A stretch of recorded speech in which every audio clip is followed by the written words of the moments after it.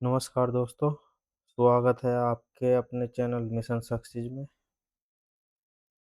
दोस्तों, ये आपकी करंट अफेयर की क्लास है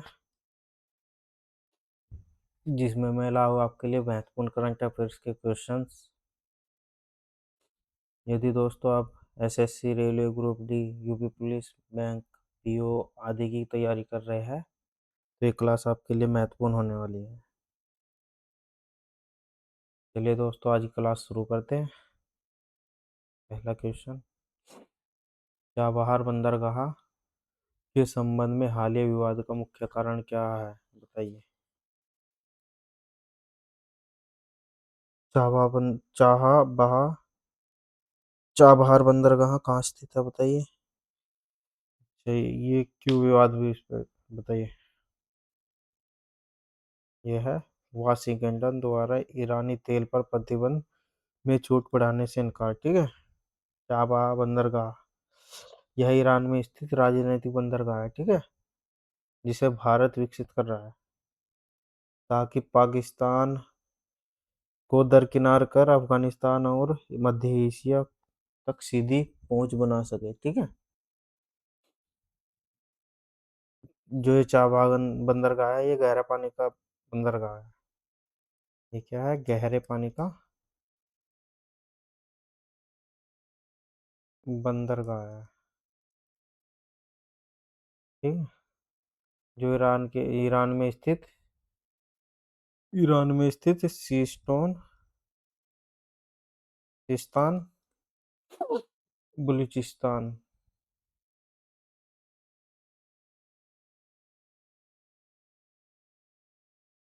बलूचिस्तान के मकरान में स्थित है, ठीक है। मकरान पर स्थित है, ठीक है, ओमान की खाड़ी के पास होर्मुज जल संधि के मुहाने पर, ठीक है। चलिए दोस्त, आगे चलते हैं। वाशिंगटन द्वारा ईरानी तेल पर प्रतिबंधों में से दी गई छूट को बढ़ाने के लिए इनकार करने के बाद भारत के सामने चाबहार पोर्ट पर अपनी भूमिका को लेकर संकट पैदा हो गया है। भारत को अब अमेरिकी प्रतिबंधों के जोखिम और राजनीतिक स्वायत्तता के बीच चयन करना होगा, ठीक है दोस्तों। आगे चलते हैं।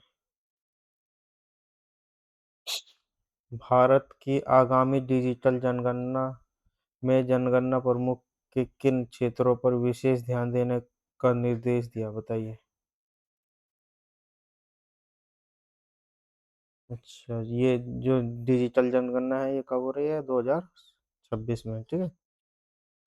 कब से शुरू हो गई है, बताइए दोस्तों। अप्रैल से शुरू हो चुकी है ये आपके। इसका सही उत्तर होगा सांप्रदायिक, राजनीतिक और सामाजिक तनाव वाले क्षेत्र, ठीक है। पहली डिजिटल जनगणना है ये, भारत की पहली डिजिटल जनगणना है, ठीक है। ये क्या है, भारत की पहली डिजिटल जनगणना है, ठीक है। हाँ। पूरी तरह डिजिटल होगी, ठीक है। जिसमें डाटा संग्रह के लिए मोबाइल ऐप का उपयोग किया जाएगा, ठीक है। ये दो चरणों में होगी, ये दो चरणों में होगी, इसके दो चरण हो गए। पहला चरण हो चुका है आपका शुरू, ठीक है, अप्रैल से सितंबर 2026, ठीक है। ये पहला चरण होगा, ठीक है, और दूसरा चरण हो जाएगा आपका, ये पहला है, ये दूसरा हो जाएगा आपका फेब 2027। ये 2027 में शुरू होएगा, ठीक है। ये जो जनगणना है वो जातिगत आधार पर होएगी, ठीक है।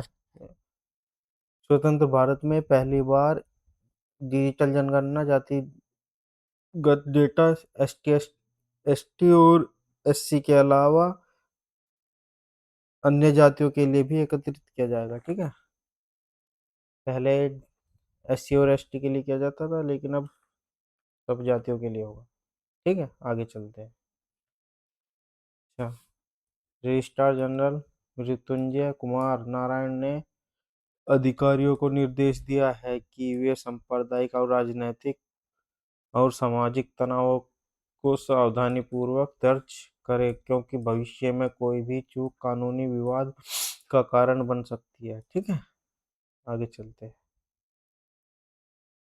दल बदल विरोधी कानून एंटी डिफेक्शन लॉ की किस अनुसूची के तहत पार्टियों में विलय को मान्यता दी गई है, बताइए। कौन सी अनुसूची है, बताइए दोस्तों।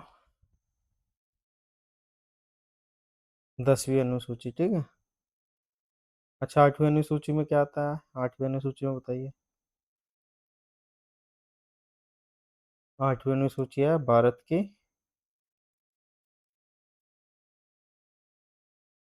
आधिकारिक आधिकारिक भाषाओं से संबंधित। ठीक है,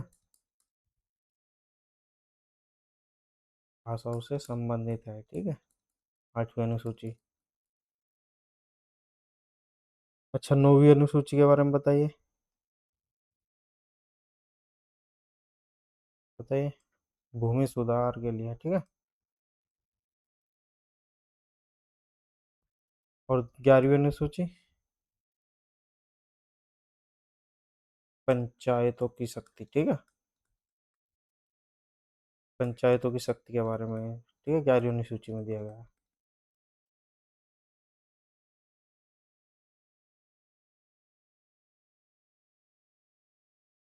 ठीक है। अच्छा, ये दल बदल वाला कानून कब हुआ था, ये 52वां संशोधन हुआ था। ठीक है, कब, दल बदल वाला, दल बदल, ये हुआ था 52वां संविधान संशोधन।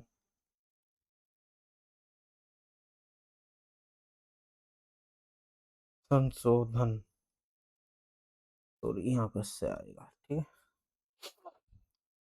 उन 1985। ठीक है,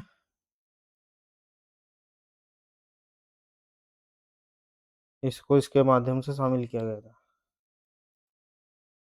ये जो दल बदल कानून है, ये 52वें संविधान संशोधन 1985 में के माध्यम से लागू किया गया था। 1885 के 52वें संविधान संशोधन द्वारा जोड़ी गई 10वीं अनुसूची का उद्देश्य निर्वाचित सदस्यों द्वारा बड़े पैमाने पर पार्टी बदलने पर रोक लगाना है। ठीक है, आगे चलते हैं। राजे राजेंद्र सिंह राणा बनाम स्वामी प्रसाद मौर्य 2007 मामले में सुप्रीम कोर्ट ने दल बदल को लेकर क्या स्पष्ट किया, बताइए।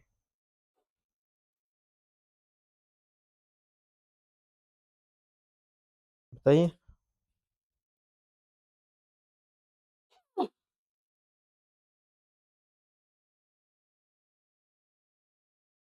यह छूट तभी लागू होगी जब मूल राजनीतिक दल का भी विभाजन या विलय हो।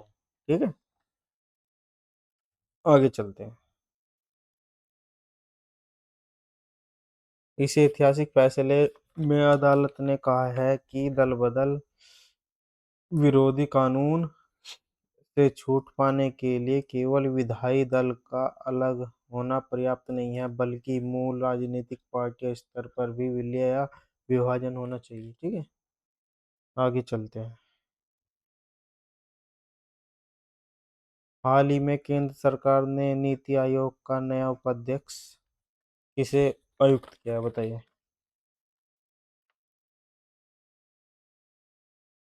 बताइए।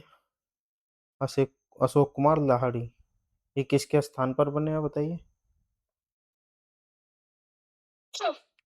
बताइए किसके स्थान पर बने हैं।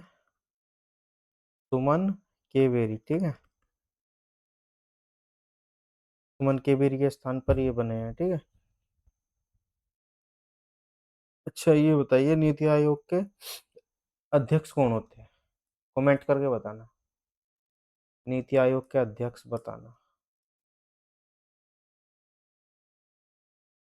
कौन होते हैं, कमेंट करके बताना।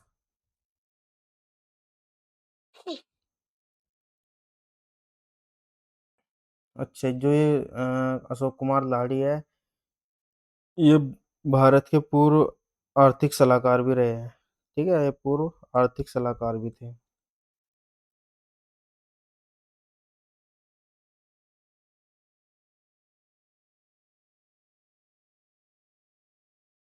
ठीक है, और ये वित्त आयोग के 15वें सदस्य भी रह चुके हैं। ठीक है, वित्त आयोग के सदस्य भी रह चुके हैं। कौन से नंबर के? 15वें। ठीक है,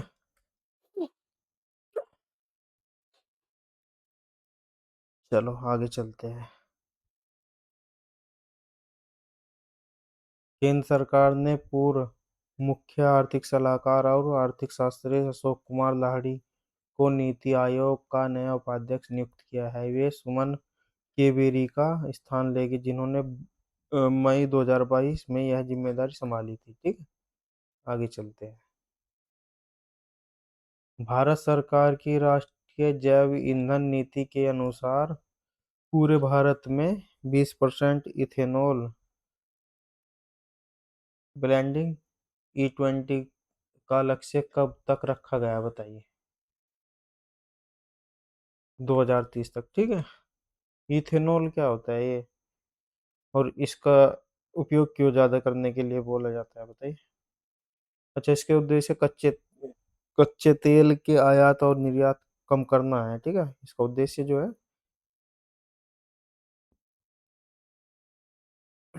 इसका उद्देश्य है कच्चे तेल के आयात और निर्यात को कम करना। ठीक है, कच्चे तेल के आयात और निर्यात को कम करना।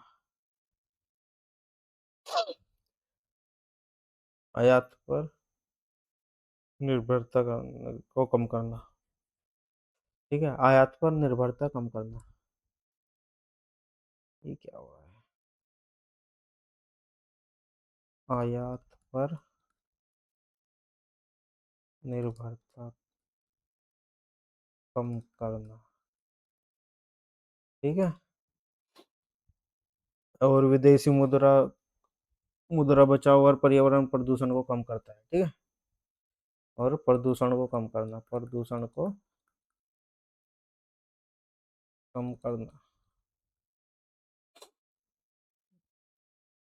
अच्छा, इसने 2022 में, अच्छा, भारत ने 2022 में समय से पहले ही समय से समय से पहले कितने टाइम पहले? 5 महीने पहले। 5 महीने पहले अपना ये उद्देश्य पूरा किया था। अपना लक्ष्य प्राप्त किया था।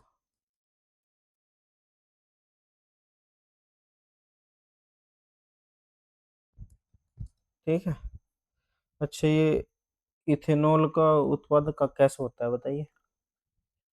इथेनॉल का उत्पाद जैसे गन्ने का रस हो गया, सीरा हो गया, या खराब अनाज जैसे मक्का, गेहूं, चावल और कृषि कृषि के अवशेषों से होता है। ठीक है, चलिए आगे चलते हैं। भारत की राष्ट्रीय जैव ईंधन नीति के अनुसार वर्ष 2030 तक पूरे भारत में पेट्रोल में 20% इथेनॉल से मिश्रण प्राप्त करने का लक्ष्य निर्धारित किया है। ठीक है, आगे चलते हैं। क्रॉनिक पेन या पुराना दर्द और डिप्रेशन अवसाद के बीच संबंध पर हुए नए अध्याय में मस्तिष्क के किस हिस्से पर बदलाव पाया गया, बताइए? पुराने दर्द और डिप्रेशन से, बताइए, मस्तिष्क के किस हिस्से पर बदलाव पाया जाता है, बताइए? हिपोकैम्पस। ठीक है,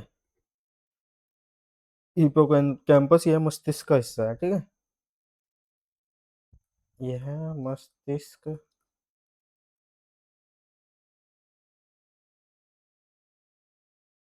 का हिस्सा,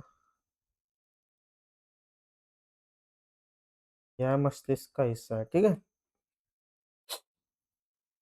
जो मनुष्य को सीखने और याददाश्त की भावनाओं को नियंत्रण से जुड़ा है, ठीक है। अच्छा, ये क्या होता है सेरिबेलम? सेरिबेलम क्या होता है बताइए।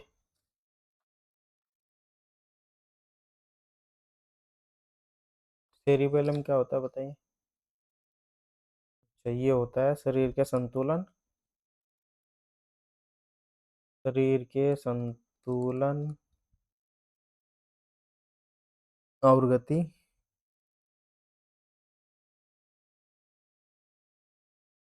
के सन्मय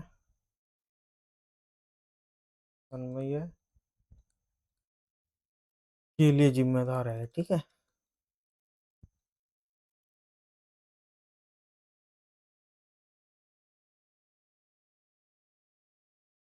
ठीक है। और ये मैंडूला क्या होता है? मैंडूला तो सनाउर,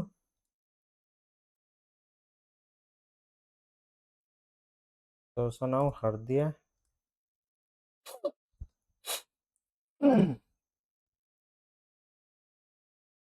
तो सनाउर हृदय गति जैसी अनैच्छिक नैच्छिक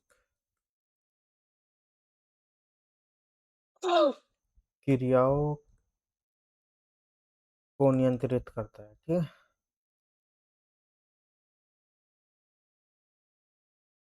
नियंत्रित करता है। थैलेमस क्या होता है? थैलेमस बताइए। संवेदी सूचनाओं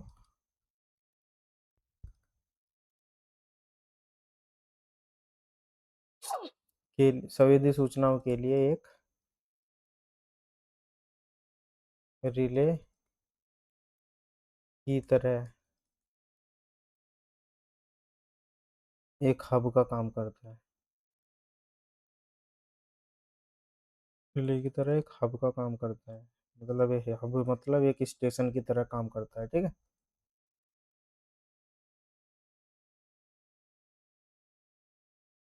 ठीक है।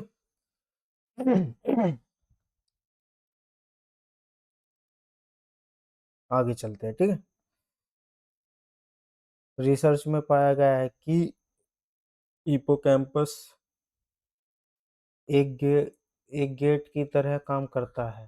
पुराने दर्द की शुरुआत में यह बचाव के लिए फैलता है, लेकिन दर्द लगातार बने रहने पर अंततः सिकुड़ जाता है, जिससे अवसाद और याददाश्त की समस्या होती है, ठीक है। आगे चलते हैं। संयुक्त राष्ट्र समुद्र कानूनी संधि यू, यूनिक्लो यूनिक्लोस 1994 के अनुसार इंटरनेशनल वाटर का मुख्य सिद्धांत क्या है बताइए। समुद्र एक साझा विरासत है जिसमें नेविगेशन की पूरी आज़ादी है, ठीक है।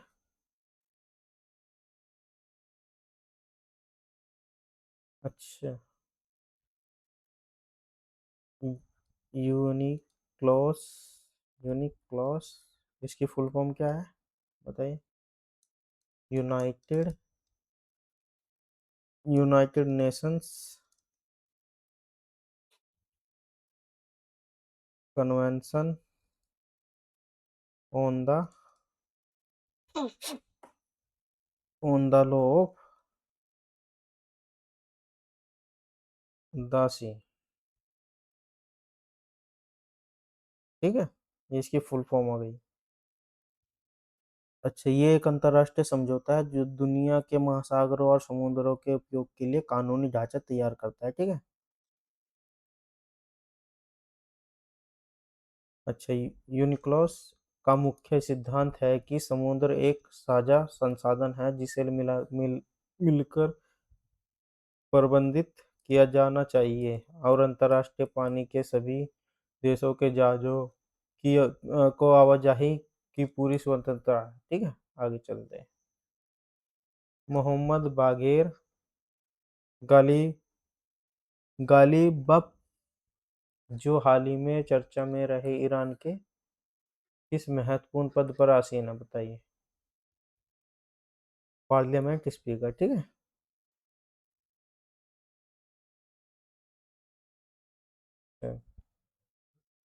गालिबफ ईरान की संसद या संसद को क्या बोलते हैं ईरान में, मजलिस, ठीक है, के स्पीकर है। वे ईरान इराक युद्ध के दौरान आईआरजीसी के कमांडर भी रह चुके हैं और वर्तमान संकट के समय ईरानी तंत्र का नया चेहरा बनकर उभरे हैं। ठीक है। अच्छा, ये भी क्या है, अभी ये ना ईरान की 290 सीटों वाली संसद के प्रमुख है। ठीक है।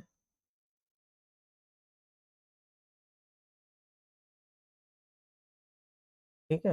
ये क्या नाम है, गालिब साहब। ठीक, गालिब साहब।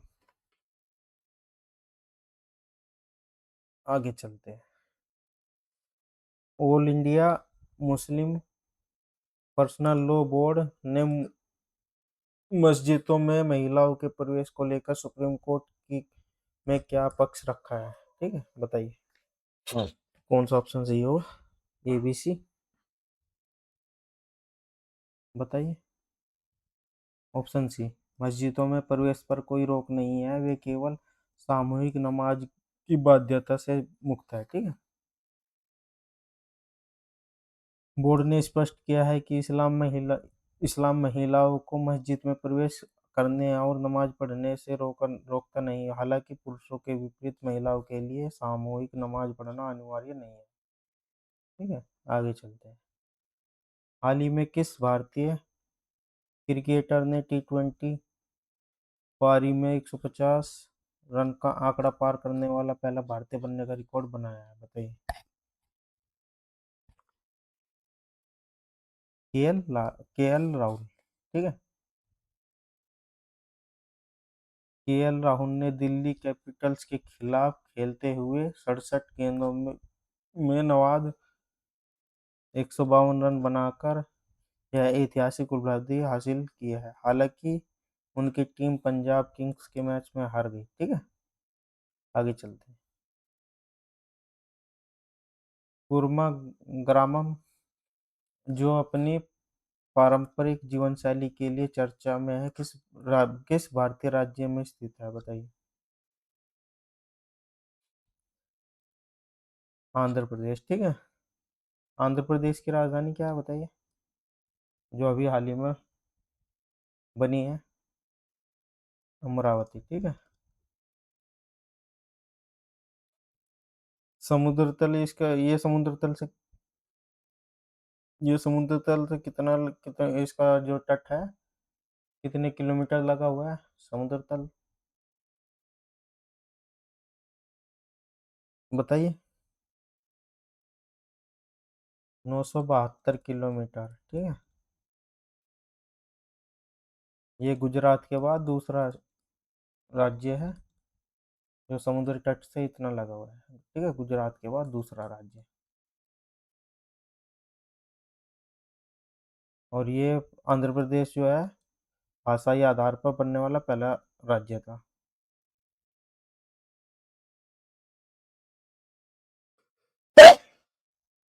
सॉरी, भाषाई आधार पर बनने वाला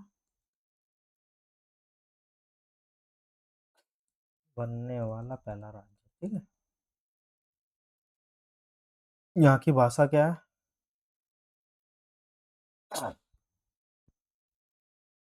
भाषा क्या है यहाँ की, बताइए। तेलुगु। ठीक है। नृत्य यहाँ का क्या है, नृत्य कुचिपुड़ी।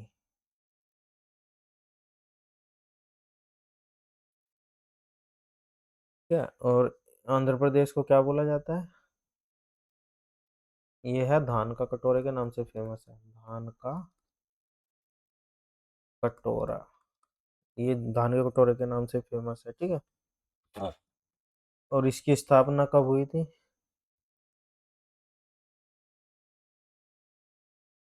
स्थापना कब हुई थी? 1 नवंबर 1956, ठीक है। और बताइए। चलो दोस्तों आगे चलते हैं। यह गांव आंध्र प्रदेश के श्रीकाकुलम जिले में स्थित है। यहाँ के लोग आधुनिक सुख सुविधाओं से दूर सदियों पुरानी वैदिक प्रथाओं, जैविक खेती और पारंपरिक शिक्षा प्रणाली को अपनाकर आत्मनिर्भर जीवन जीते हैं, ठीक है। आगे चलते हैं। एप्पल के नए संभावित उत्तराधिकारी और वर्तमान हार्डवेयर इंजीनियरिंग प्रमुख कौन हैं, जिन पर कंपनी को एआई युग में ले जाने का दबाव है? बताइए। बताइए कौन है?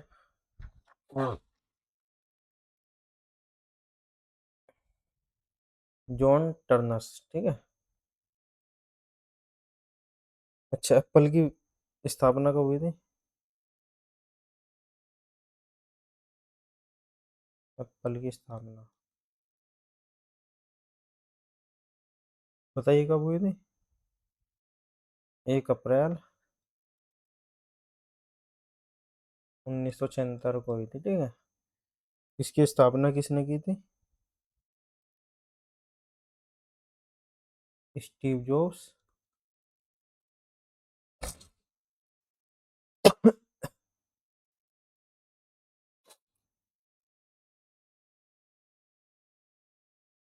Steve Jobs, Steve Wozniak, Wozniak और रोनाल्ड वेन, ठीक है, ने की थी इसकी स्थापना। अच्छा, इसका मुख्यालय कहाँ है? मुख्यालय कहाँ है? बताइए इसका मुख्यालय कहाँ है? कैलिफोर्निया, ठीक है, कैलिफोर्निया,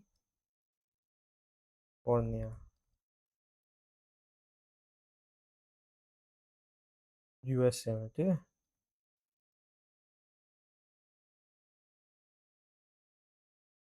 अच्छा, ये टिम कुक कौन है?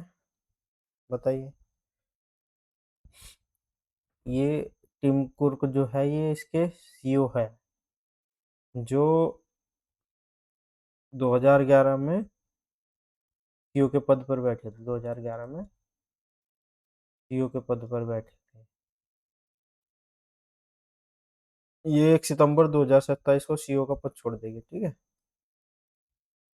1 सितंबर 2026 को सीईओ का पद छोड़ देगी, ठीक है।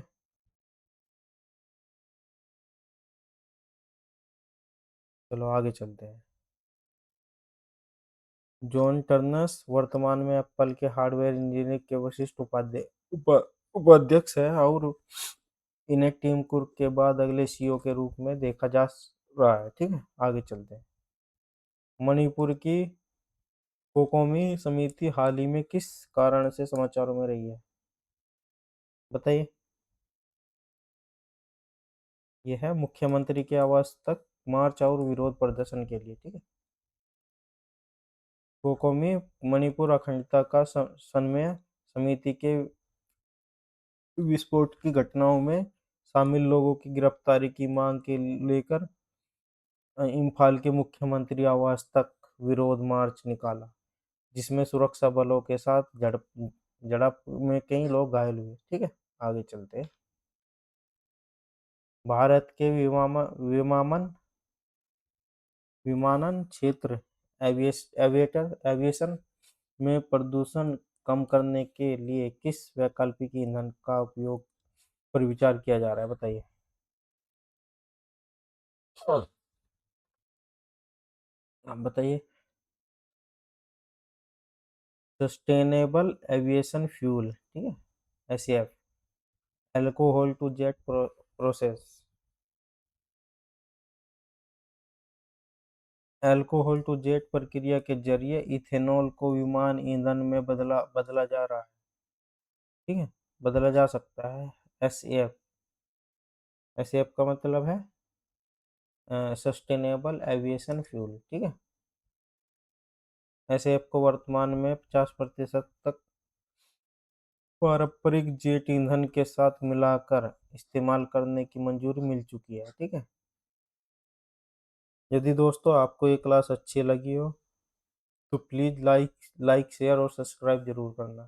थैंक यू दोस्तों।